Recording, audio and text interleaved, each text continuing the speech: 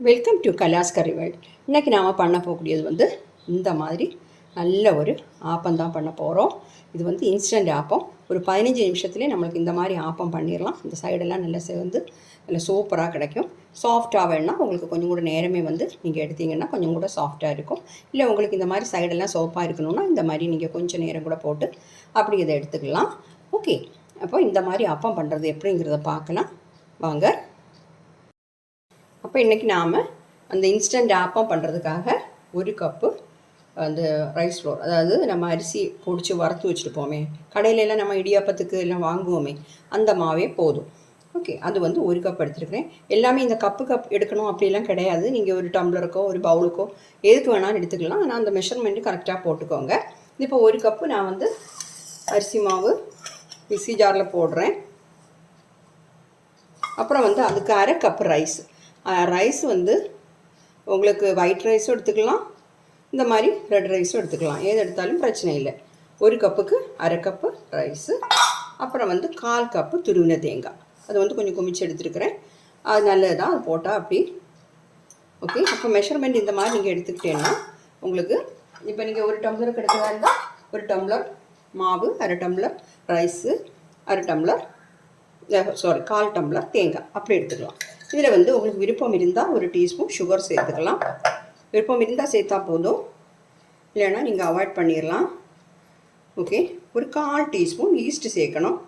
ஒரு 1/4 டீஸ்பூன் போதும், நிறைய சேர்க்க வேண்டாம்.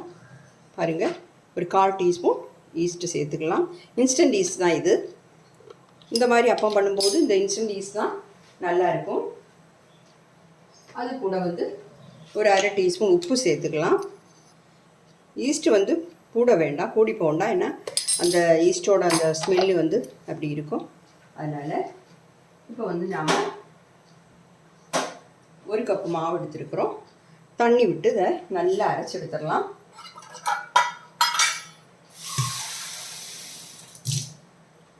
அந்த மாவு எடுத்த கப்லேயே தண்ணி எடுத்துருக்கிறேன். பாருங்கள், இது வந்து உங்களுக்கு ஒரு வாட்டியாக போட்டு அரைக்க முடியலன்னா 2 வாட்டியாக நீங்கள் அரைச்சிக்கலாம். ஓகே, நான் அரைச்சிட்டு வந்துடுறேன். பாருங்கள், நான் வந்து அதை அரைச்சி எடுத்துட்டேன். ஒரு 1.25 கப் தண்ணி வரைக்கும் விட்டுருக்குறேன். அதனால இவ்வளோ கட்டியாக இருக்குது. நான் சொன்ன மாதிரி உங்களுக்கு சின்ன ஜாரில் போடுறதா இருந்தால் நீங்கள் 2 வாட்டியாக சேர்த்துக்கலாம். ஓகே, இதில் வந்து நாம் இனி கொஞ்சமாக வார்ம் வாட்டர் சேர்த்து அதை மிக்ஸ் பண்ணி வச்சிடலாம். நான் மிக்ஸி ஜார்லேயே அதை சேர்த்துக்கிறேன். இந்த வார்ம் வாட்டர் சேர்க்குறதுக்கு என்னென்னா, நம்ம ஈஸ்ட்டு வந்து போட்டிருக்கோமே, அது வந்து ஆக்டிவ் ஆகிறதுக்கு தான். பார்த்துட்டு சேர்த்துக்கோங்க. ரொம்ப தண்ணி ஆக வேண்டாம். சாதாரணமாக நம்ம ஆப்பம் பண்ணுறதுக்கு தகுந்த மாதிரி பேட்டர் இருக்கணும், அவ்வளோதான். நான் இப்போ ஒரு 1/2 கப்பு எடுத்தேன், பார்ப்போம்.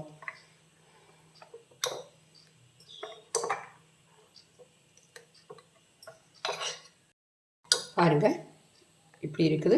இன்னும் கொஞ்சம் நான் சேர்த்துக்கலாம்.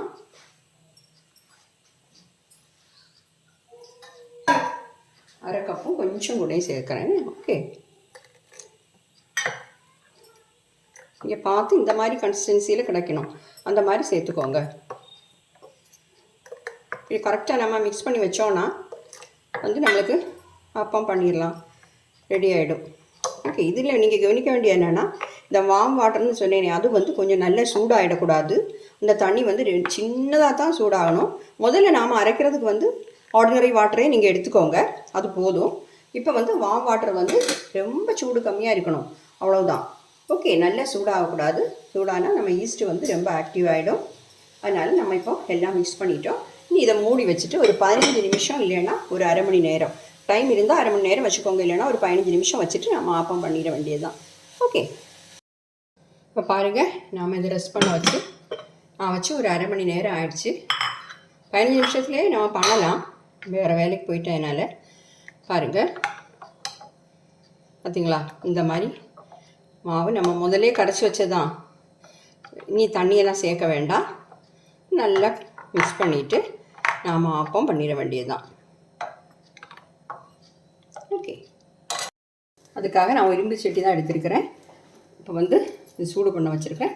கொஞ்சமாக ஆயில் வந்து யூஸ் பண்ணிடலாம். இரும்பு சட்டி ஆனதுனால. நான்ஸ்டிக்குன்னா உங்களுக்கு தேவையில்லை. நிறைய ஆயிலெலாம் தேவையில்லை, கொஞ்சமாக இந்த மாதிரி அப்ளை பண்ணால் போதும். ஓகே, நம்ம சட்டி சூடாகிடுச்சு. இப்போ வந்து லோ ஃப்ளேமில் வச்சுக்கோங்க. நான் இந்த மாவில் ஒரு 2 டீஸ்பூன் தண்ணி கூட சேர்த்தேன். இதை வந்து நம்ம சுற்றிடலாம்.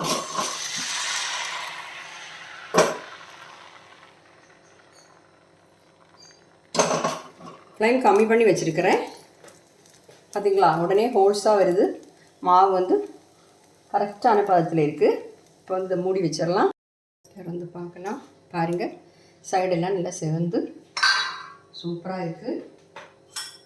இன்னும் உங்களுக்கு சைடெல்லாம் நல்ல கொஞ்சம் செவக்கணுன்னா இன்னும் கொஞ்சம் நேரம் நீங்கள் வச்சுருக்கலாம். ஓகே, பார்த்திங்களா, ஆப்பம் வந்து எவ்வளோ அழகாக அருமையாக கிடச்சிருக்கு. கட்டாயம் ட்ரை பண்ணி பாருங்கள். நம்ம ஆப்பம் வந்து சூப்பராக ரெடி ஆகிடுச்சு. பார்த்திங்களா, எவ்வளோ அருமையாக கிடச்சிருக்குன்னு. நீங்கள் கட்டாயம் இந்த மாதிரி ட்ரை பண்ணி பாருங்கள். நான் இப்போ 2 பண்ணேன், அப்புறம் தேவைப்பட்டால் நம்ம பண்ணிக்கலாமே. அப்புறம் வந்து நீங்கள் இந்த மாதிரி மெத்தடில், அதாவது நான் சொன்ன அதே மெஷர்மெண்ட்டில் நீங்கள் சேர்த்துக்கோங்க. சூப்பராக இருக்கும். நான் சொன்ன மாதிரி வார்ம் வாட்டர் விடும்போது கவனமாக சேருங்க. ரொம்ப சூடு தண்ணி விடக்கூடாது, சின்ன சூடு தண்ணி தான் சேர்க்கலாம். அதே மாதிரி ஈஸ்ட்டு போடும்போது ஒரு 1/4 டீஸ்பூன் ஈஸ்ட்டு, இந்த 1 கப்பு மாவுக்கு 1/4 டீஸ்பூன் அந்த இன்ஸ்டன்ட் ஈஸ்ட் தான், அது சேர்த்தா போதும்.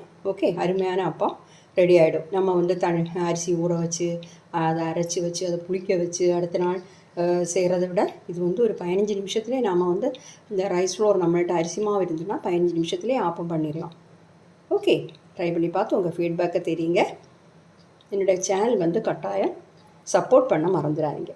தேங்க்யூ.